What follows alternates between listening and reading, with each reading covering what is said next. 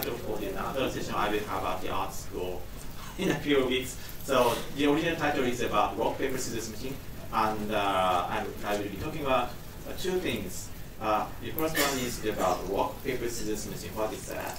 And another thing is the more sophisticated application of the deep learning into for the object detection.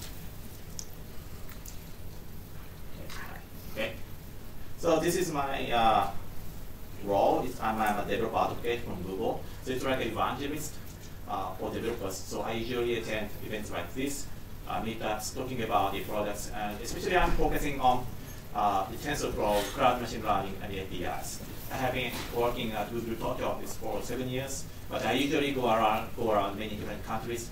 Last year I visited 15 countries, different countries, talking about machine learning. These are my past work in last 3 years. So I go to the events and talk about the technology, but also I write many blog posts and build a demonstration with my vendors. For example, some of you might heard about cucumber farmers in Japan. They are using TensorFlow to build the cucumber solder, or those demonstrations shown at the GCP Next events, or the robot candy solder robot, or ramen crash fire story. Those are all of my works. And this time I'd like to feature one of them, that is rock, paper, scissors machine. I built this as a demonstration, very simple demonstration of the machine learning. And when I published the Google Cloud blog post about the rock, paper, scissors machine, that was shared by the Eric Schmidt. So I'm so surprised. So I'm skipping the basic part. So how many people have tried machine learning already? Maybe 50% of you. So maybe this session could be too basic for you. So I will skip the basic part. What's the difference between AI, ML, neural network? But still, the main topic I wanted to share is that it's really easy to apply machine learning to solve everyday programming problems. So I will skip these things if you have seen it. So Google is using the machine learning for many applications.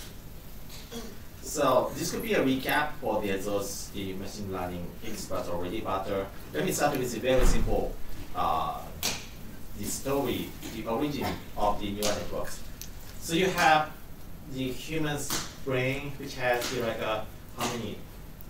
I don't know how many was that? Like 100 billions of the neurons. I forgot the numbers, but so many neurons inside it. But it does very simple things. It takes a multiple difference of input data, information, and aggregates it and get excited with the data or not excited. But if you're seeing any lights from outside or smelling something or hearing sound, each single neurons get excited or not excited. And neural network is about to mimic the behavior of human neurons by using the numerical calculation by computers. So it's all about the multiplying the data with the weights. The weights, each weight represents this strength between the neurons and the connection between the neurons and neurons. Each neuron has about 10,000 connections with the other neurons, and each connection has strengths. And we are trying to use some real numbers called weights or parameters to express that strength between neurons and neurons. And you're multiplying those weights against the input data and take summation of all those aggregated data and checks whether the summation exceeds some certain threshold or not. It's very simple, but you will see that how complex problem you can solve with these simple mechanisms. For example, the most simple neuron could have one input and one weight. That does very simple the information processing. Like if you take if you have the x equals 1, and if you have the weight 1, then that neuron just conveys the input data as is, conveying the data.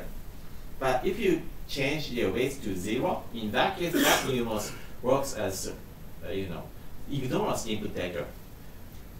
Or if you change the weights to the -1, that neuron negates the input to the output. So If the input is 1, then the output will be -1. This is the most simple things you could do with the simplest neuron. Then how about this neuron? This has two neurons, two input data, x1 and x2, and each input data could have the weight. What kind of problem you can solve? Actually, you can solve this classification problem with the simplest neuron with 2 inputs. So let me show the right demonstration with this. So maybe some of you have tried the TensorFlow Playground already, but there's a very great demonstration called TensorFlow Playground where anybody can play with the real neural network working inside the browser with JavaScript to try out how your neuron could behave with training data. So if you press the start button, you can see that the neuron is trying to find the best way to classify these, the orange group and blue group, by drawing a straight line here. And to do that, the computer is trying to find the best combination of those weights. There are 2 weights here. As you can see, the line changes, moves. Now this is the so-called training of your machine learning model. Computer tries to find the best way to classify the data. This is very simple. And to do so, the computer tries to find the best combination of these weights, or so-called parameters. So this is the fundamental change from the traditional programming to the machine learning. In 99% of the existing IT systems, we are hiding tens or hundreds of the human programmers. They specify the already behavior. They instruct the already behavior of the IT systems or computers. That's how we build the IT systems. But fundamental change from the existing IT system to the machine learning is that we let computer try to find the best way to solve your problem. So instead of writing many if statements and conditions, or maybe the conditions in the SQL statements, that could be potentially replaced, not all of them, but a part of them could be replaced with the machine learning algorithms by training the machine learning model with the example. And how computer can find the best the combination. It's very easy. The simple the algorithms called the gradient descent. The gradient descent algorithms try to change the parameters a little bit. That is so-called differentiation, so that it tries to find the minimum error from the already combinations. Sometimes it is really hard to find the best optimized combination, but it tries to find the best as possible. So that's the very basic of how neural network and machine learning model can solve the problem. Let's go into the rock, paper, scissors machine for example. So this is the demonstration called rock, paper, scissors machine. I built this last year with my son. And this is not any sophisticated AI demonstration. This is a very simple toy demonstration. So as you can see, you can wear the glove, plastic glove, with 3 sensors attached to it. And yeah, I will show there's an Arduino controller. This is a very small microcontroller that cannot run TensorFlow because it's too small. But it runs a very simple machine learning model. I copy the parameters from the TensorFlow to the Arduino and runs the prediction inside the Arduino controller. And we have server here. So it's not trying to predict what will be the next hand, but it just detects the pose, hands of human hand. And how do you make this? I have used the Arduino program code to read all the sensor data. So these are all the band sensors. I used those electronic toy called Littlebeats. Littlebeats are commercial electronic toys for the kids. So you can easily buy those many different sensors, like band sensors or light sensors or sound sensors, and it provides the voltage from the 0 volt to the 5 volt. So if you have the rock as hand, those band sensor would output the voltage like a 4 volt or the 4.5 volt. if you have paper, the all sensor would output like a close to 0 volt. All those voltages, the electric current, will be converted into the numbers from 0 to 1000. I think 1000. I forgot it. 23 is the maximum data, maximum value. But anyway, you can read the output data without writing the few lines of the Arduino code. At these times, maybe the usual programmers, all the programmers would try to write many if statements against the input data by having any arbitrary thresholds like 100 or 300 things. For example, if you can write if statements to check if all the 3 bend sensors are bended, then it must be wrong. For paper or scissors, it's very simple threshold you could have. But what if my son really liked the toy and he wanted to have 7 more sensors put on each finger to try to classify any arbitrary posture of the posture of your hands? Or how about what if my son suddenly says maybe you can have the bodysuit attached with all the tens of different sensors and try to classify the posture, different posture of human body. In this case, you don't want to write the hundreds of the if statements with any arbitrary thresholds. So for this kind of the use cases, the usual traditional machine, the programming paradigm doesn't work well. It's not robust and flexible. Instead, we can use the simple machine learning model. It's not deep learning or it's not sophisticated AI, but still it can solve the vast variety of the everyday problem you would face as a programmer. So the first thing you can do is the visualizing data by using the tools like Matplotlib. It's a Python very popular visualization tool for the Python programmer. So these are all the visualized input data for rock, paper, and scissors. And so the problem is how to classify those sensor data into 3 categories. And you can use the very simple neural network. It's called single layer, multi-layer perceptron. It sounds very academic, but it's very simple. What it does is just multiply the input data with some the parameters, weights, and take a summation of them, and that's it. And checks whether some thresholds exceeds or not. Sometimes this is also called known as the logistic regression, multi-class logistic regression. The statisticians have been calling it as a logistic regression for many years. But anyway, it's a very simple things you have to do. Multiplication and additions. And the mathematicians has a very neat way to express that. So instead of writing the multiplication and additions, you can write it as the matrix operations with input vector and parameter matrix and multiply them and get the summation as the output vector, and that's it. That is so-called Wx equal y. That's very simple. And by having the right combination of the parameters, you could have the machine learning model, the parameters, sets of the parameters, that could transform your input data into any arbitrary space you want. In this case, I have defined a space, 3D space, 3-dimensional space called RPS space, rock, paper, scissors space. And you could train a parameter. You can find the best combination of the parameters that transforms input data into those RPS space. And after having these transformations, it's much easier to classify these data into a rock, paper, or scissors by writing a simple if statements, instead of writing many if statements against the raw data.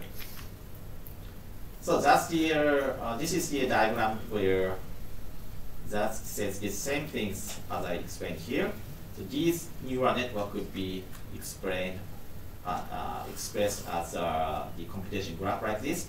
So globe 1, 2, 3, these are the input data, and you want some conversion here, transformation here, and you want to get the rock, paper, scissors probability as a result.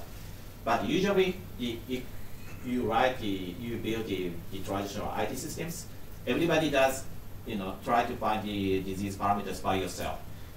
the human programmers try to find the best way to solve the problems by writing many instruction code, Python code, C code, Java code. But the benefit of using machine learning is that you can let the computer finding the best way to transform the input data to the output data.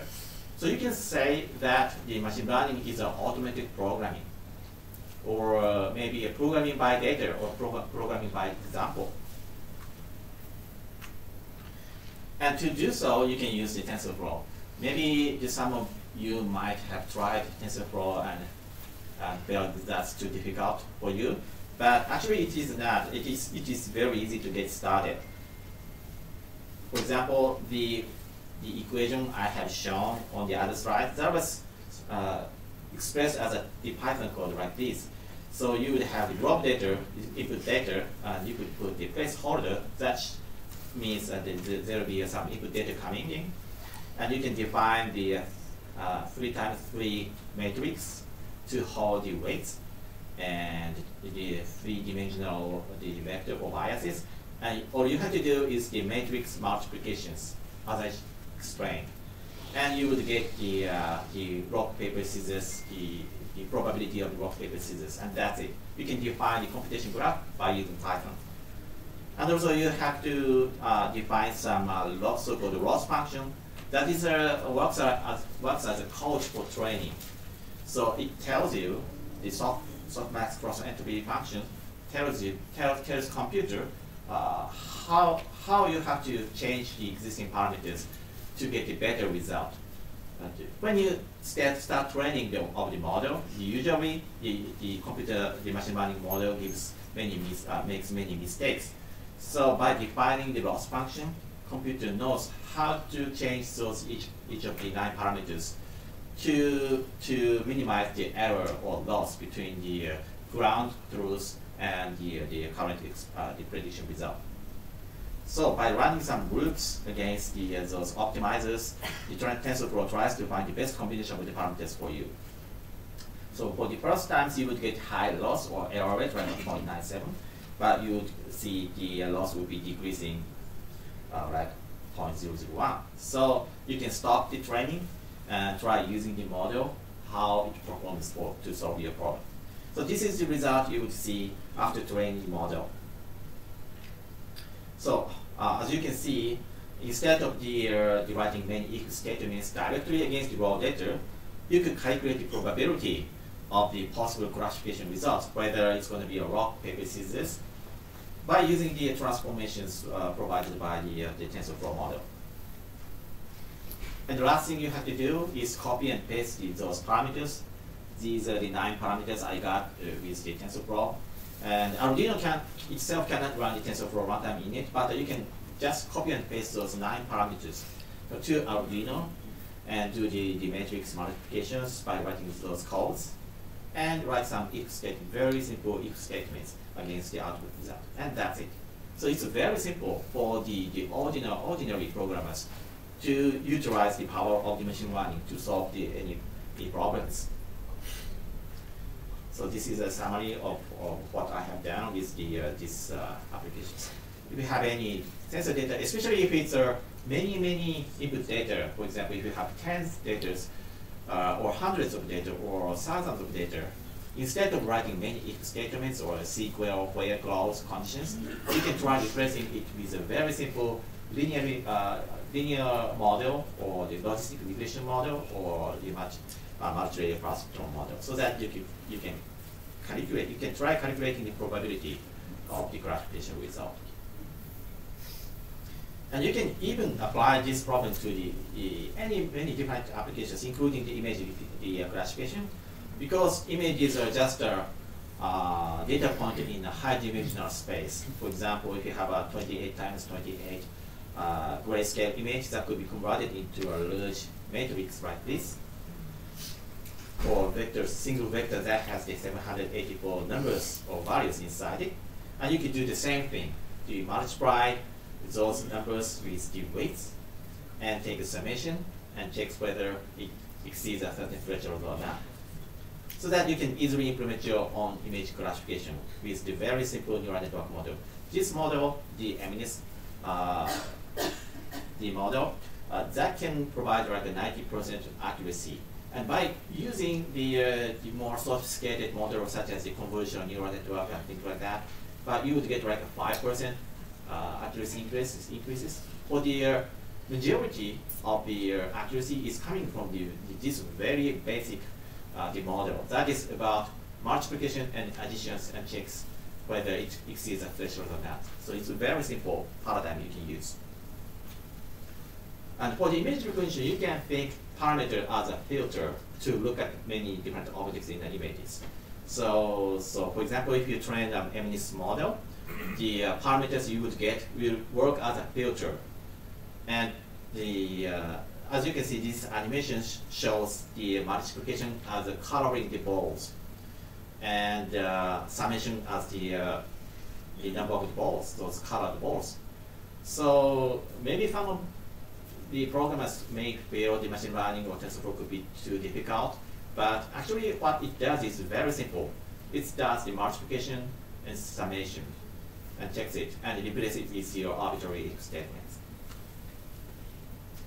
So that was my first topic I wanted to share. That is about machine learning.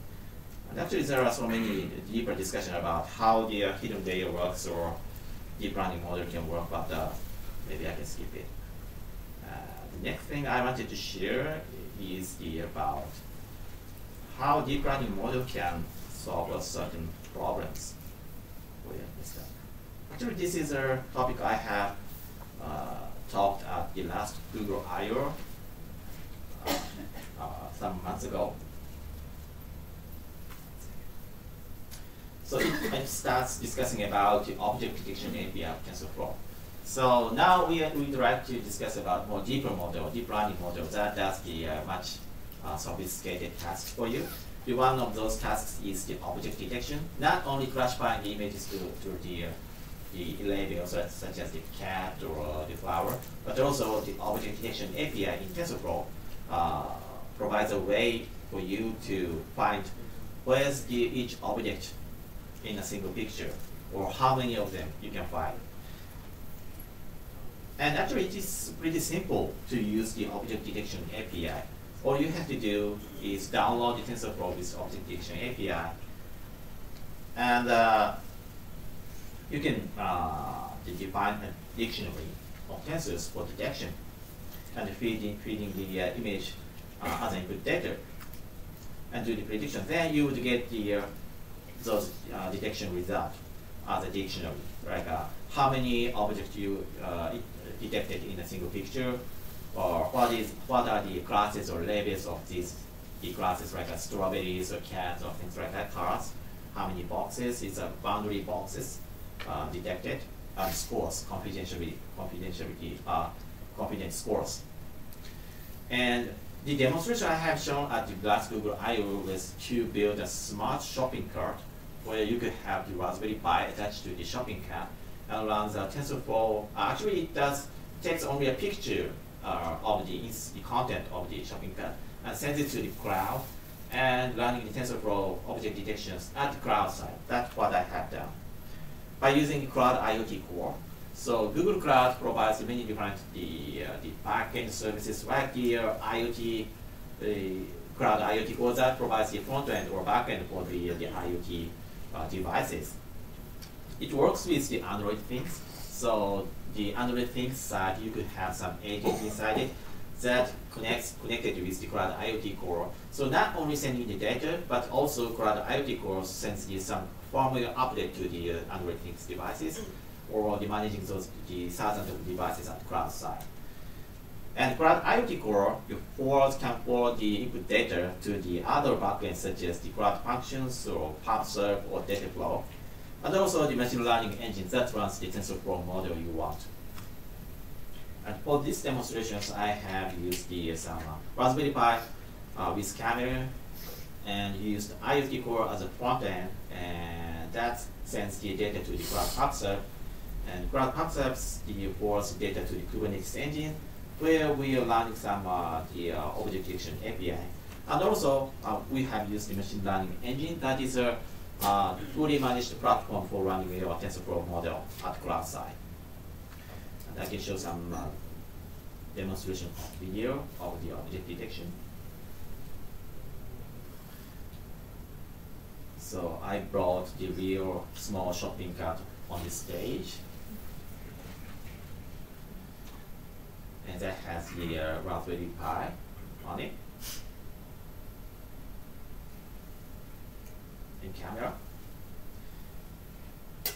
And actually, for this demonstration, it doesn't run any TensorFlow inside it. You can do that with TensorFlow Lite or HTPU, but for this demonstration, it only takes a picture with camera and sends it to the cloud side. And I have run the TensorFlow model at the cloud side.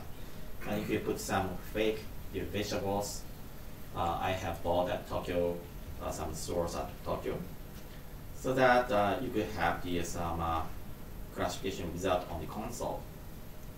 And because I was sending the pictures to the cloud at every 1 second, you can see there are some few seconds of the delay or latency. But anyway, you can have the all the results such as the tomato or eggplant or things like that. That was the first demonstration. But some of you might wonder, what's the point of the running TensorFlow or object detection at the cloud side? But because now we have the many other options such as TensorFlow Lite that let you run your OD model inside Raspberry Pi or smartphones. But if you do that at the cloud side, you can build something like a collective intelligence by collecting many, tens of thousands of the example of the past histories of those the object detection results. For example, if you have any retail shopping chain store, or you could have any shops where you have the thousands of the shoppers visiting your store every day, then you can record all the object detection results and try to make some predictions on the selection of the items. For example, you could have the Raspberry Pi by using that kind of collective intelligence, try to predict what would be the next item the shoppers would choose based on many different factors like seasonality or time of the day or the difference of each shop or layout. So we can call it as a smart shopping navigator. I named the demo as a navigator because it's a metaphor of the car navigator for shops. It tries to navigate each shoppers for the right directions based on their recipe selection. To do so, we have built a very simple encoding of the card item history. For example, we have defined the one hot vector. One hot vector means there will be a single real numbers in a vector that represents each items chosen as a card item. So for example, one shopper has chosen tomato, put tomato inside it. We could have the 1.0 on this row, and eggplant, and some meat. So you could have the one hot vector of these. And there are time series changes as a card item history. And you can express this kind of one hot vector with a few lines of TensorFlow code like this, because TensorFlow provides the pre-built APIs for encoding those data as a one hot vector or reshaping those tensors in different ways. And also, if you want to capture the changes in the time series data, then many people may want to try the things like LSTM or RNN, recurrent neural network. But maybe another option or easier way is to use the 1D convolution. So you may have heard about the convolution as in the convolution neural network for the image recognition, but it's about the two-dimensional space. So if you apply the convolution to the 2D space, it can be used for the image recognition. But if you apply the single-dimensional convolution to the time series data, you could also use the convolution for detecting some time series changes in the data. So if you have the time series of those hot vectors that represents the item history, then you can apply the 1D convolution defined in the TensorFlow API to detect some changes from item to items and plot in the output as the embeddings or the feature vectors. And also, you may want to add some other factors such as the seasonality, whether it's a winter or summer, or time of day, whether it's a morning or noon or maybe evening. And you can put everything into a single multiplayer perceptron. It's yet another very simple neural network model to have the model predict what would be the next item the shoppers would choose. And you can do this by writing a few more code to this TensorFlow. So that you can build a smart shopping navigator that does recipe recommendation and also tries to predict what will be the next item you have to pick for fitting those recipes and making some the dishes for you. So if you put eggplant, it recommends some baked eggplant or some other recipes based on the past history from the other shoppers. And if you put another vegetable, like tomato, then the model tries to predict what would be the last item you have to buy based on the eggplant, tomatoes. Then you could add like something like a chicken or meat or something to cook things like a dancing eggplant. What was here? Actually, at these times I had some trouble on the demonstration, so I had to spend some seconds to get the final result. But the final result, what I think the pasta. Yeah, I got it. Eggplant tomato pasta, and it's ready to go. Okay, so that was the demonstration. So as you saw, by using the object detection API combined with the other modules such as the multilayer perceptron or 1D convolutions, you can easily build an IoT system that can make some intelligent predictions or maybe even navigate the shoppers for choosing a right recipe for the dishes or choosing the right items to pick up for the shopping. So as a summary, so instead of writing many if statements against the raw data such as images or sensor data from the IT systems, you may start collecting the data, like collecting the sensor data or collecting the images on the cloud, and try applying the models like object detections or simple machine the logistic regressions. And you can use the cloud environment to learn some intelligence from those data by using the machine learning engine or TensorFlow or maybe scikit-learn or XGBoost. So that you can, not only the things like image recognition or the natural language processing. I think there are many other trivial problems or the everyday problems where the programmers can use the machine learning to solve their problems. And if you are interested in those the smart shopping navigator, that is actually not built myself. It's built by my partner in Japan, partner company called Groovenos. They open source the sample code as a smart shopping navigator on GitHub. So please go to the GitHub and search with some keywords. Okay, so that's it.